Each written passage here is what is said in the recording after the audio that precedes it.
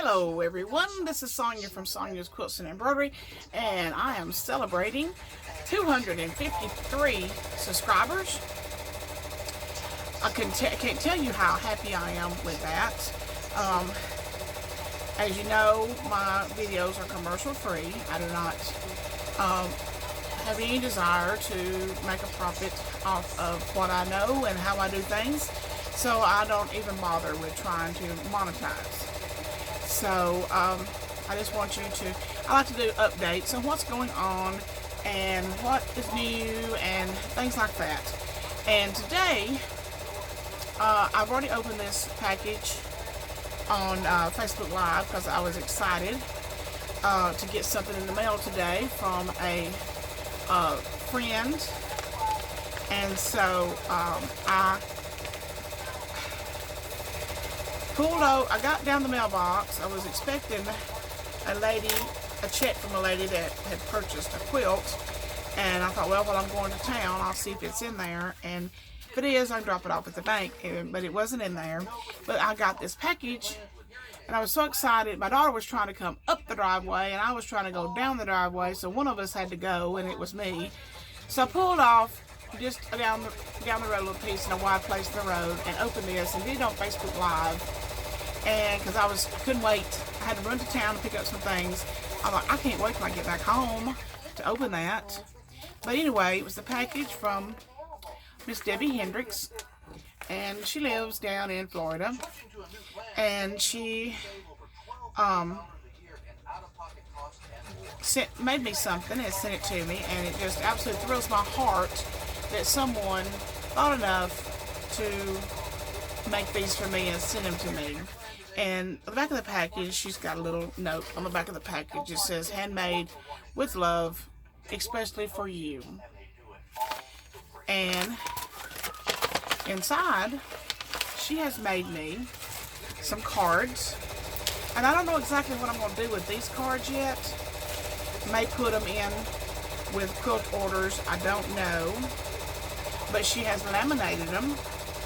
And I'm an expert on 5x5 inch squares, so they're about a 5 inch square, something like that. I cut a lot of 5 inch squares, so I'm pretty much eyeball and see that these are about 5 inches by 5 inches.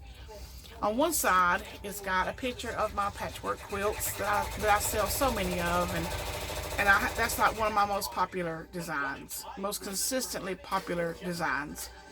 And it's got my name, my address, and my phone number. And on the other side, it's got a little poem or saying, and it says, put my glasses on, a quilter treasures life's moments, one stitch at a time. She knows the joy of patiently creating a work of art that can only grow more precious with the gift of years. She tells a beautiful story with patterns and colors, and patchwork of her life is woven with threads of laughter and tears, memories and dreams. A quilter understands the value of preserving the past and has a heart gentle enough to stitch the gift of love into our lives for the future. A quilter knows the blessing of treasuring life's moments one stitch at a time. Absolutely love that. She also made me some laminated business cards. And on there, she's got pictures of my memory bears and my patchwork quilts, and my there's a patriotic jelly roll on there, and a couple other little things that I didn't make, just a couple of other little pictures. And she's got my name and my address and my phone number, and I absolutely love them. Thank you so much, Debbie. It was so sweet. You did not have to do that, but it absolutely makes me smile, and I will smile every time I look at these. I'm not one of these people that turns flips or anything like that, or jumps up and down and screams and hollers.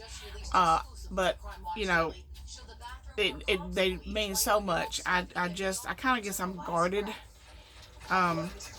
with, I don't know how to say that exactly. You make me mad, I show emotion. But this absolutely touches my heart deeply. I've shared this before, that when I was little and we moved around and my grandmother would send us packages in the mail, each one of us kids, was 4 of us. I had 2 sisters and a brother then. Now my daddy has remarried after my mother passed away almost 28 years ago, and he's got 3 young children. I've got a sister that's 3 years old, 52 years younger than me. And I got another brother, another sister. Barely know them. They live in another country. And Daddy lives down there, and I barely see him. But anyway, when I was growing up, the original children, it was 4 of us, 3 girls and 1 boy. And Grandma would send us a package in the mail, and she would send each one of us one. And it would be like, I think it was a shoebox. I'm pretty sure it was a shoebox. And then she would put like something she had made for us, like a dress or something she'd made for us in the box. It would be rolled up. And then like some candy, 2 or 3 pieces of candy, different kinds of candy. Each one of them had $1 in it. And I don't have any of those things anymore. Don't have the dress, don't have the candy. The $1 is long gone. But the memory is forever there. It will be there forever. I will never forget that.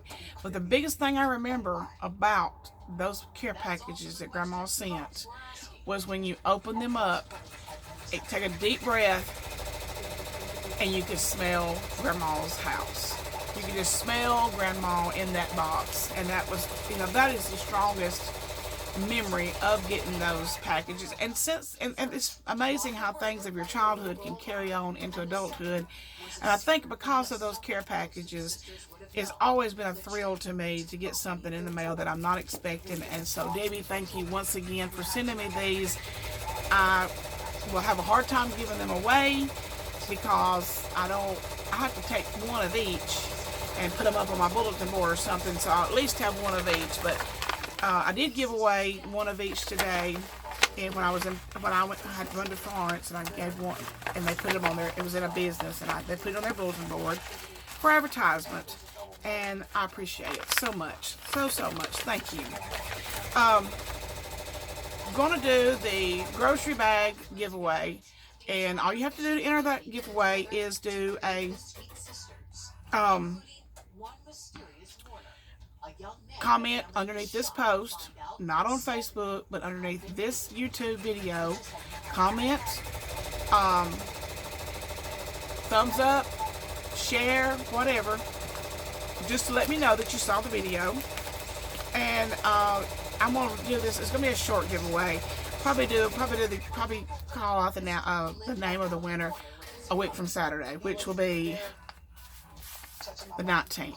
Call out the winner of the grocery shopping bags for a week from Saturday.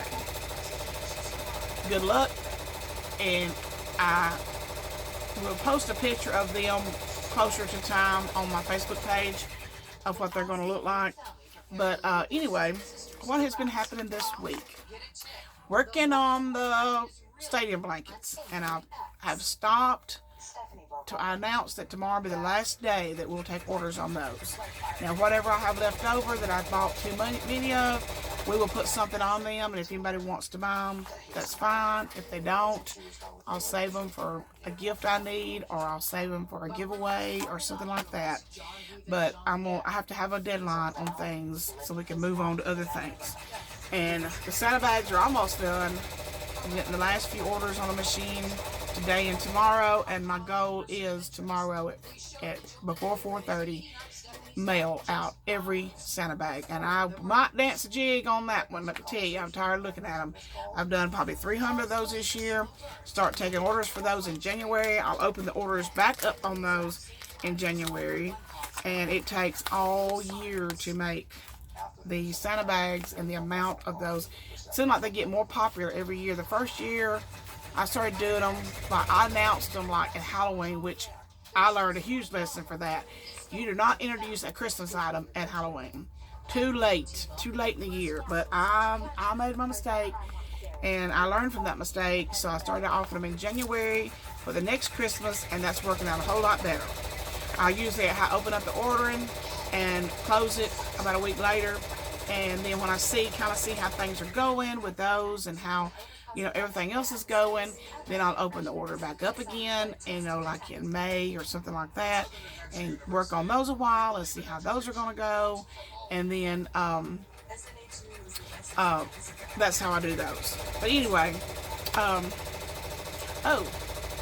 almost died Sunday morning, and I am absolutely not joking. I was out, I had taken a nap late in the day, and Noah was spending the night. He spent the night Friday and Saturday night, my little grandson, and he had kept up with his papa all day. So him and his papa, Noah fell asleep on the couch, and my husband was asleep in our bedroom, and Charlotte was working. And I like to stay awake until she gets home. I did doze off this morning before she got home, but just a couple of minutes before she got home. But I like to stay awake and see that she's home safe and sound. So I came out of the shop probably about 11 o'clock, something like that. And I worked out here till about 2 o'clock Sunday morning. And then we keep 2 refrigerators on our carport, 2 full-size refrigerators, and they're good for the holidays when you have big groceries. But we always keep them stocked with lots of drinks, water and Cokes and tea and just all kinds of drinks. Something that's convenient for me to stop by, grab something, come out to the shop. But anyway, I worked out the shop till about 2 o'clock, and I went to the carport, walked past the refrigerator, grabbed me a very cold Dr. Pepper. Death by Dr. Pepper. So I go in the house, Noah's asleep on the couch, and I sit down on the Chase lounge part of the couch, and I open up the Dr. Pepper, and I get me a big drink.